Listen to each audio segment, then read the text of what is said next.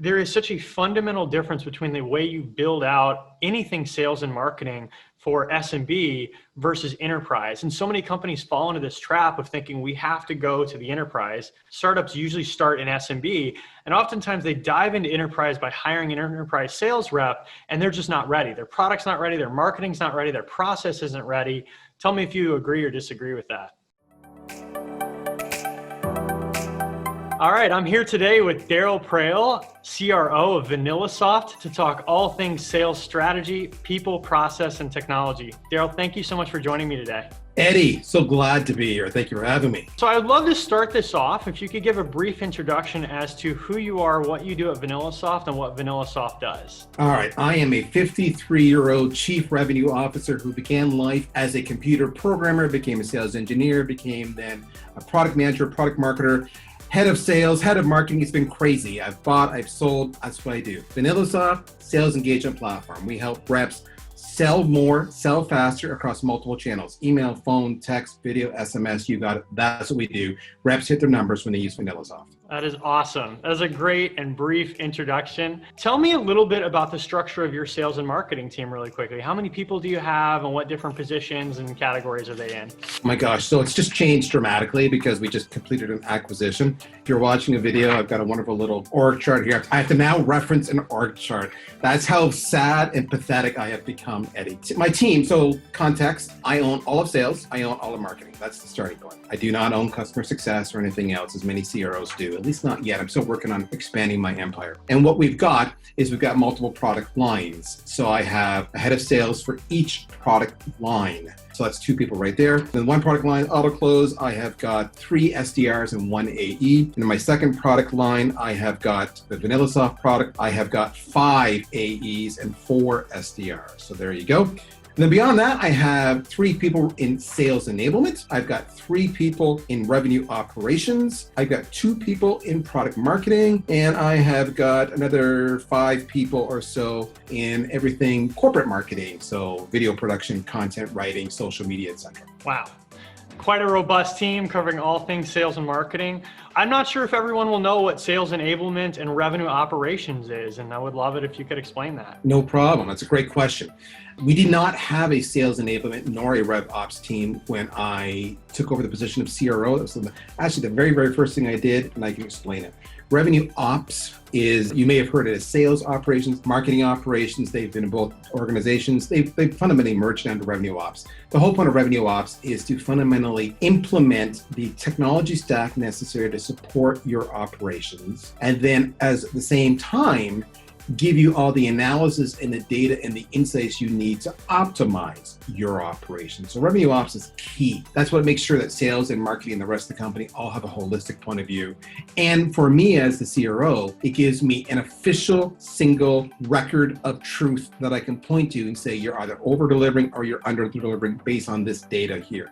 So there's no opinions, there's no, kind of gotchas on that one. So that's RevOps. Sales enablement views the world from the buyer's point of view and then ensures that the buyer is provided everything they need for us to close more deals. Said another way, what they do is they support the sales rep. The sales rep, when they're selling to a buyer, they're going to say, well, do you have it? And how do you compare to this product here? What have the analysts said about you? How does your pricing work? What's the typical deployment process? Why would I buy you over somebody else? I've got this buying committee. How do I work with them? What's my business case? Every single one of those pieces there would be pieces of content or pieces of process that need to be defined to make sure the sales rep is successful. So sales enablement enables the sales rep to close more deals. So the rep can focus on the art of selling as opposed to all these other pieces they need. And you will know you need a sales enablement team if your reps are currently actively busy making collateral sheets on the fly because the customers ask for something you don't have. That would be an example of a sales enablement. This is a tremendous foundation that you're building for all the questions that I want to ask in this interview. One last piece of context I would love is if you could tell me your ideal client or ideal customer profile and the different segments that you play in. So, especially, I'm wondering if you do enterprise or if it's more SMB or if it's both. So let me answer the question with a little bit of context. So my biggest competitors have both raised approximately $300 million in funding, and they go after enterprise clients in primarily high tech, the high tech vertical. I have raised less than 1% of what they've done. So conceptually, you can understand, I will never be able to compete with them on a pure dollar for dollar spend or visibility or market traction. So if I go after their market, it's a recipe for failure. So then you have to say, what market can I own? To answer your question, what we go after is we go after the SMB market, not the enterprise market, which, by the way, every time you do a little pyramid, the enterprise is at the top. Everything below that, the much bigger piece, that's SMB. And then we go after what we call real world industries that are not early adopters like tech tends to be. They're a little more pragmatic, a little more price conscious, a little more resource constrained. So industries like manufacturing, fundraising, finance, healthcare, insurance.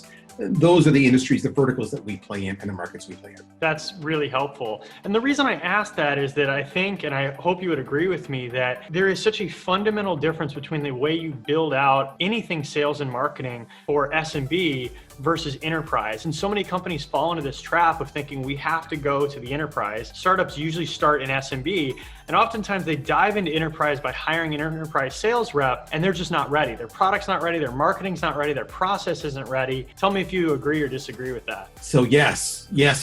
All right. Like anything else, you need to understand what you'll hear people talk about, your ICP, your ideal customer profile. So if I look at SMB, my ideal customer profile has the following attributes, and I don't think anybody will argue with me on this one, is that they're price sensitive, they're resource constrained, they have typically high turnover, and B, they need a rapid ROI because of the fact they're resource and budget constrained.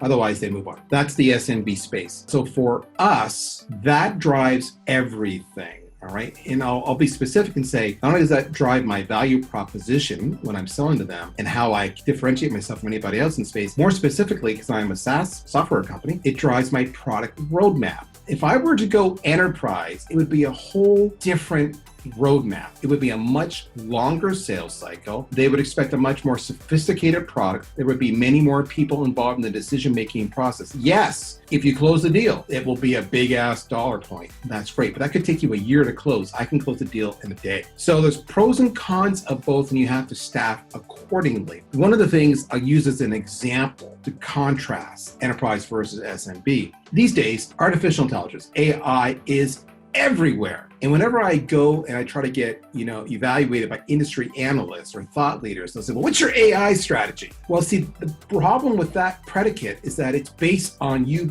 selling to an enterprise account who wants that, who's got the data sample size to facilitate AI to make it actually effective. My response to them is, why would I ever put in AI? My base, they don't care about AI. They care about ROI. And all of a sudden you can see the world rock. So the one thing I would tell you, when you pick your segment, not everybody's going to agree with that. So you've got to not only know what your buyer wants, you need to be prepared to educate the market on why you're right and why you're smart and why the others are wrong. Because they will always be preconceived notions. And they're always based on what's going on in high tech and in enterprise, because that's where all the venture capital goes and that's what gets all the sex appeal on the stock market. Yep. 100%. So that's an incredible foundation that you've laid. And what I'd love to do is start to dive into how you've built this out. So, and I want to genericize this a little bit. You've already given the context that your focus is really on SMB. So let's run with that. And, let's say that another CEO without a CRO or, somebody that's earlier in their career is trying to build their team. How do you think about building a sales and marketing team when you start working for a company? What is the process that you go through to start to evaluate what the company needs? That's a loaded question, Eddie, because we could tackle that all day long. When you're starting a new job, you have to do a few things. You have to do an audit of the resources they have available to you, and then you need to backfill the holes. That's the first starting point. Second starting point is you need to figure out of what they've got, what works and what can be pruned. Because here's what you need to understand, is especially in SMB or anybody who's in a startup mode, your budget and your resources are finite. So where can you have the fastest return on investment to justify additional spend and investment? So in other words, start small, get early wins, validate your strategy, and earn the right to take more budget to grow the team. Every organization is going to be different. You will figure that out. When I took over the CRO role, I knew that my team was largely fed by inbound leads.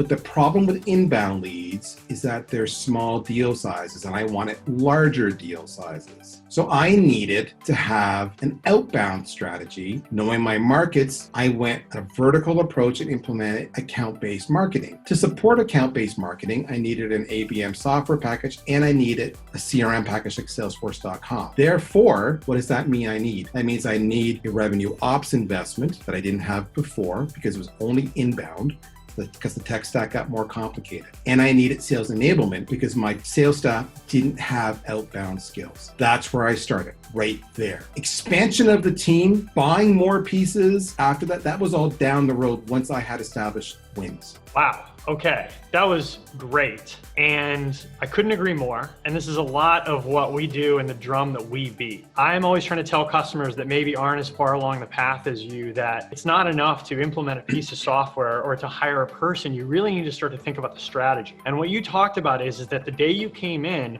you have all of these inbound leads, which are resulting in smaller deals, and you want to get larger deals. So you have to restructure everything from, the process being going to a different channel outbound, to people, to the software, having revOps, sales enablement, etc. And even for me, everything you just shared is a little bit dense and overwhelming. So I'd love to break that apart so that anybody listening that maybe doesn't understand this as intimately can wrap their head around it. So let's talk about some concrete examples here. So, you come into the org and you see that you're getting all these inbound leads. And the first thing that you said is you want to see what works, get some small wins, and earn the right to increase the budget, which makes sense, right? So can you give a couple examples of that, whether it's in your current company or any other generic examples that might make sense for people as to, where you see things that are working and how you kind of double down on that to get some early wins and then go from there? Okay, so let's use a different example from what we've talked about here. And this is an example that many of you can relate to. So when I came on, I initially joined the company as the chief marketing officer, but marketing is revenue. Let's agree with that. The first thing we did was I said to the CEO, we've got an excellent corporate social presence. VanillaSoft was on Twitter, VanillaSoft was on Facebook, but nobody buys from corporate, they buy from people. We need an individual spokesperson to represent the brand. No one else was stepping up, so that was me. So what we did was we went and bought some video equipment. Spent a few $100s on lights, a few $100s on a camera, and we took over an old conference room. And then we got a subscription to Adobe Creative Suite, I don't know, $50 a month. Not a big investment. That allowed us to crank out a boatload of video that didn't cost us anything and share it on social media. My only investment was time. And then when we did that, what we saw happen was the brand awareness came up, therefore the inbound lead flow increased, and then the word of mouth referral came to me, Darryl, I saw you online, would like to see your stuff because I like your stuff, show me VanillaSoft. All of that was a very pragmatic, cost-effective, easy win. And after that happened, a year later, we were at a trade show. We'd been at that trade show a year before, and it was okay traffic. A year later, we were swamped. My CEO turns to me and goes, you're a rock star. Now, my CEO picks on me nonstop. I thought he was being an ass. What? I'm a rock star. He goes, no, truly, Darryl, you're a rock star. Look at the traffic we're having here. He goes, I don't know how you did it. And it didn't cost us anything, but the traffic changed dramatically. That's a simple example of how you can start simply by growing your corporate and your personal brand by being perceived as a thought leader. We now take that same strategy, which began with me as a CMO, and we now are deploying it out over and over and over again with our sales reps, so they can become mini rock stars in their target markets exclusively. So they benefit from increased lead flow and name recognition. When they pick up the phone and call out and say, hi, it's John Doe from VanillaSoft, they go, John Doe, I see your stuff, I love you. Yes, let's talk. And we're already into a conversation. Simple example, low cost, one tactic is all it was. The biggest challenge we had in doing that was getting people to take the risk that it was worth it. There were lots of excuses. Oh, it's a vanity play. It's an ego play. Social doesn't close business. How I spun it, my business case was the ROI. We spent less than $1,000 on all the gear, all in. I closed one sale, there's an ROI. And they go, oh, so that got me time. And of course, we closed a whole bunch of sales. So all of a sudden they became converts. So part of it is you have to start small and prove your points. And the irony is, it was very easy for me to go from saying, give me $1,000 and having that win is saying, okay, now I want $50,000. It was shocking how easy that became once you'd established some early wins. That makes a lot of sense. Now, if I'm understanding you correctly, it sounds like when you say that inbound tends to feed smaller leads, you're not considering social media necessarily as included in inbound. I do. I include it in both. So the biggest change we went to is we went from being a typical generic demand generation company doing emails and social and pay-per-click generating inbound traffic into what Topo, who's owned by Topo Research, owned by Gartner now, they call a double funnel. The double funnel says you're going to have a combination of inbound, where they're coming into you, and account-based marketing, where you're targeting who you're going out to, and you're being very specific. It's all about picking a very defined segment that you can own. And let me interrupt you and ask you to explain ABM for those that aren't familiar with it. Oh, that's a great choice.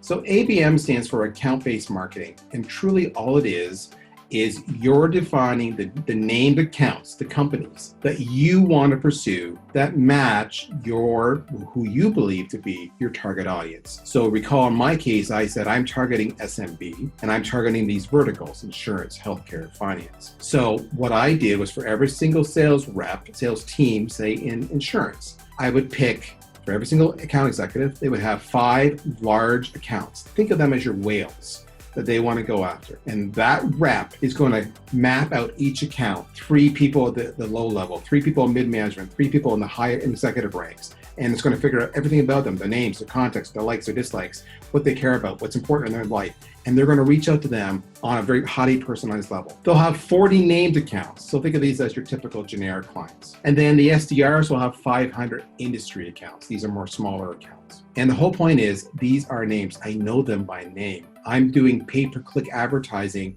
so that when IBM is surfing, they see, oh, hi, IBM, we're VanillaSoft. We got something you'll like. It's very personalized to them. When they come to the website, I recognize that it's IBM coming in. I say, hi, IBM. You should check out our case study on why IBM is a rock star. Highly personalized. When I see it come to the website, I say, oh, my live chat wakes up, and I ping my IBM, the account who owns IBM, and says, your customer is now on the website. You should talk to them in a live chat. Highly personalized. That's what ABM is. In the 90s, they would have called that target account selling. And so instead of focusing on an entire industry, all of insurance, I'm only focused on that 5 plus 40 plus 500 and just that. I only cater to them.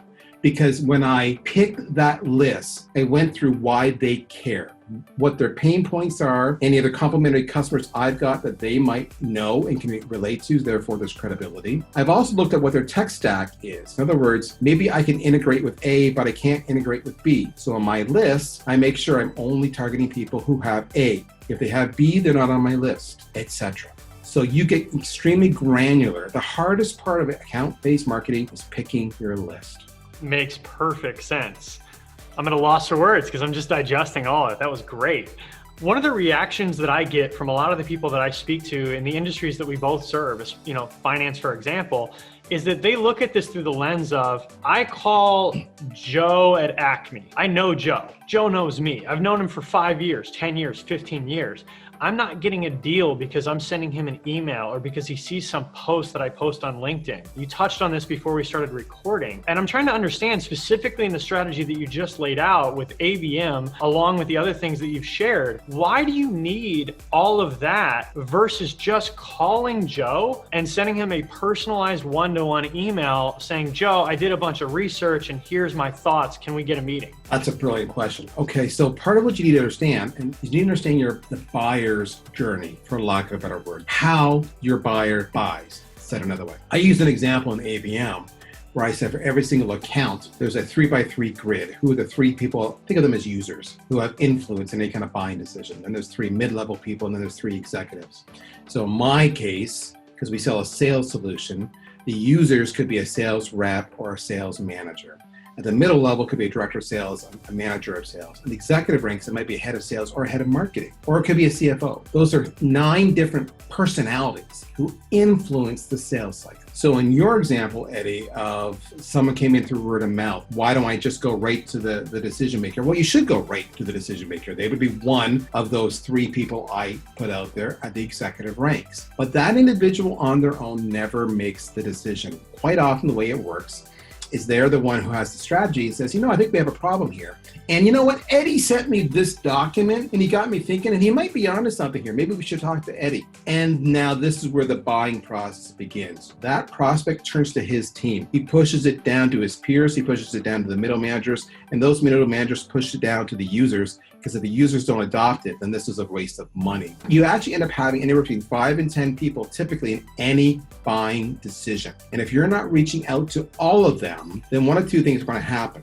One, there will be no urgency when you're reached out to the veto, the very important top officer. He's going to say, it's a neat idea, but my team's not interested. I don't think, because by the way, they didn't understand because you didn't talk to them. He did a crappy job conveying it. So it goes away. Or your competition is going to come in and talk to all 9 of those people, the 3 by 3, even though you only talk to the top officer. And the top officer in the end go, okay, well, I got Eddie's solution and I got the competition solution, but my team all really likes the competition solution. There's consensus across the board. So I still get the kudos as the veto. I had the idea, and now I'm going to honor my team's request to go with the competition. So the whole point is you want to have a very concentrated land and expand, target every single individual, because they all have influence on the final decision. Yes, go big, exactly what you said, Eddie, and have them push it down. But then go to the bottom and have them push it up, and then go in the middle, because in the end, it's often the guys in the middle who are actually held accountable for the actual results. Couldn't agree with that more. And that's the strategy that we ran when I was an account executive at Salesforce. They call it going wide and deep. If that's not, Yep. I don't know if that's their term or an industry-wide term, but I remember specifically for me having a conversation with the CEO, for example, being on the phone, and I'm not thinking of one example, but many where, the guy or gal can't wait to get off the phone, right?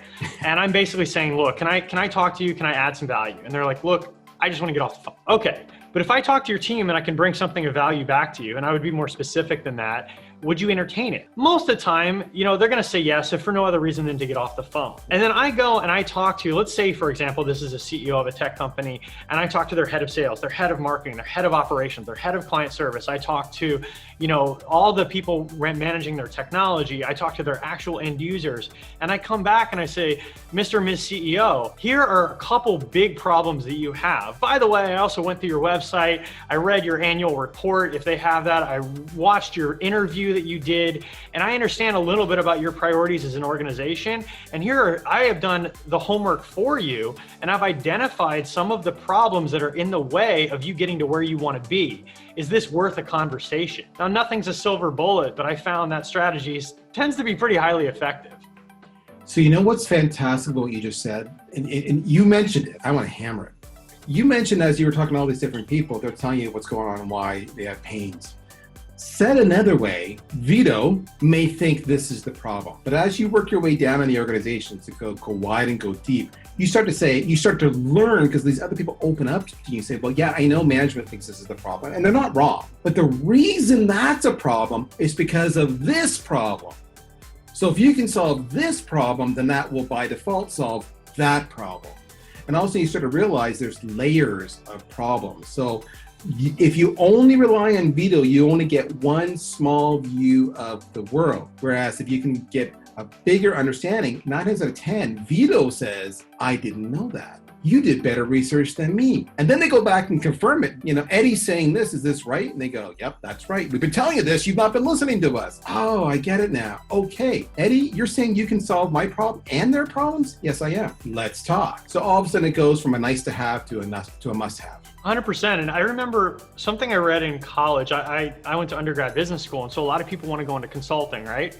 And I remember reading something about how does a 22-year-old, a fresh college graduate that works at McKinsey, for example, sit down with a Fortune 500 CEO and tell him or her how to run their business, right? I can't imagine a more intimidating scenario. And what I think this was like a career book I was reading or something like that. And what they laid out is, it's pretty simple. If that junior analyst has gone and spent, 1,000 hours researching some extremely narrow topic that is important to the strategy of the firm. And of course, like, they're working at McKinsey, they're not running the project. They're working under a very senior consultant or a whole, set of layers of that. But ultimately, they're the one doing the work.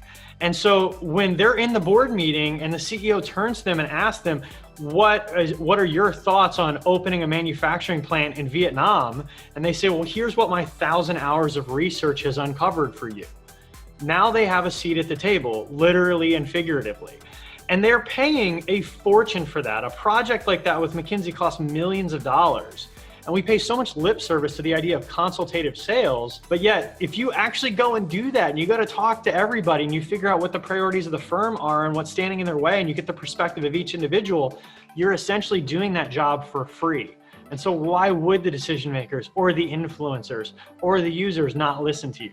The irony of that 22-year-old story, because we've all been 22 and we all understand it. And I hear this even today from my reps, like, Darryl, if I call someone like you, I feel like I'm not worthy and I'm wasting your time. And I said, you need to understand a couple things. I said, first off, you are smart. Second off, you're going to have a perspective that I don't have. Third off, I was 22, so right away I'm giving you grace because I understand you're coming to me with a 22-year-old perspective. And fourth, all you need to do is show you an interest. And the best way to show interest is this one word. It's why. So that's the problem for you, is it? Yeah. Why? Well, because of this. Why? Well, because of that. So when you say that, why? And what's amazing is that as you keep on doing that, whether you're 22 or 102, the why changes the deeper you go. And all it costs you, no matter what your age is, no matter where you are in the hierarchy, what's the simple question is, help me understand that. Why? And people will give you so much information. What's amazing is so many reps are scared to ask why, or they're so anxious to tell you about their product, they ask why once and go into the pitch. My best advice for reps, your first call, you should never, ever talk about your product or your service. You should just go why, and then say, do I have your permission to have another conversation where I can come back and tell you how our solution may be able to address some of the answers you gave me today. They will always give it to you. They will always give it to you. Yeah, that makes a lot of sense. So we're running short on time and I would love to carry this ball forward. And I would ask you, let's go back to this example. We're trying to go into these 9 key individuals within this named account, and you're creating all of this marketing that's tailored to them. Help me understand how revOps plays a role in that. Oh, okay. So it all depends on your sophistication of your revOps team. And the first thing I would say is, don't try to boil the ocean. Again, easy freaking wins. Start with that because you're already miles ahead of where you were. So how does revOps play a role? Lots of different ways. RevOps can do simple little things like testing. Which emails are you sending are getting opened more, shared more, are performing better? Which language is driving more click-throughs for which segment? Again, that 3x3, every one of those 9 should be their own email segment so they can start to really test and fine-tune that. And I'm sorry to interrupt, but are you talking about marketing emails or one-to-one sales emails or both? Both. All right, because I remember RevOps does both. RevOps, because it's a combination. That's the beauty of it. It's neither sales nor marketing. It's a standalone team. Therefore, it's like Switzerland. It's a neutral arbiter. So you're going to do marketing automation, HubSpot, Marketo, Pardot, whatever, and then you're going to have sales engagement, or even just email nurturers using a tool like AutoClose or a Mixmax or Reply.io. So whatever it is, and all of those tools, I can A/B test. Every single one. The only difference is that when you're using sales nurturing, like an AutoClose, the sending mechanism comes from the sales rep's individual account, Gmail account. But we can measure all that at a corporate level. So RevOps is going to tell you what works, what doesn't, what content works, what content doesn't.